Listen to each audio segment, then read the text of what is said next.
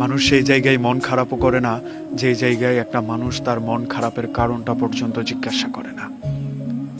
মানুষ সেই জায়গায় আগ্রহ, ভালোবাসা কোনো কিছুই প্রকাশ করতে চায় না যেই জায়গায় গিয়ে তার অভিমানের মূল্যায়ন হয় না।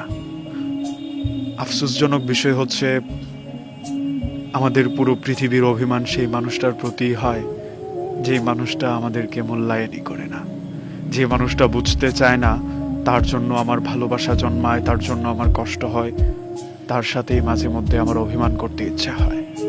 যখন এই জিনিসগুলো একেবারেই বুঝে না তখন মানুষ সরে আসে, অথবা একা সম্পর্কটা টানতে টানতে খানিক বাদে সে ক্লান্ত হয়ে পড়ে।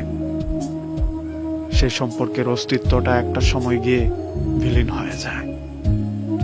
প্রশ্ন ওঠা সম্পর্কগুলো কেমন যেন একঘেয়েমি হয়ে যায়। তুমি কেন আমাকে সময় দাও না, তুমি কেন আমাকে ভালোবাসো না, তুমি কেন আমার টেক কেয়ার করো না। আচ্ছা আমাকে বলেন তো, একটা মানুষ ইচ্ছে করে কয়দিন একটা সম্পর্কে এফোর্ট দিতে পারে, কয়দিন আরেকটা মানুষের কাছ থেকে সেদে সেদে এফোর্ট নিতে পারে, কিংবা সম্পর্কের জোড়াতালি দিতে পারে, অথবা বারবার একটা সম্পর্কে আঘাত আসার পরেও ইচ্ছে করে সেই সম্পর্কটা জোড়া লাগানোর চেষ্টা করতে পারে।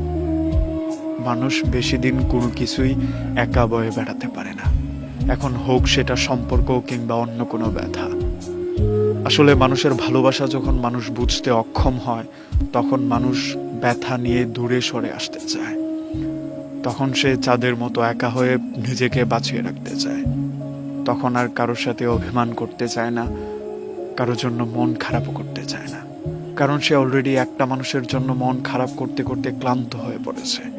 একটা মানুষকে প্রশ্ন করতে করতে সে এখন বিরক্ত হয়ে উঠেছে। তাই মানুষ ইচ্ছে করলেও আর প্রশ্ন করতে পারে না, জিজ্ঞাসা করতে পারে না আমার মন খারাপে তুমি কেন একটু কষ্ট পাচ্ছ না, আমার খারাপ লাগলে তুমি কেন আমার পাশে বসছো না, আমার ছলছলানো চোখ তোমার ভেতরে কেন আঘাত করছে না।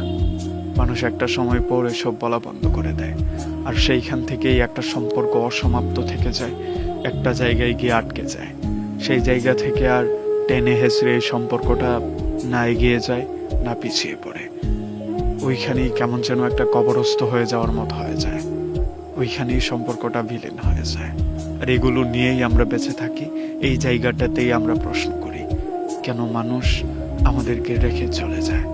থাকতে যে মূল্যায়ন করে না তার কাছ থেকে হারিয়ে যাওয়া অনেক ভালো।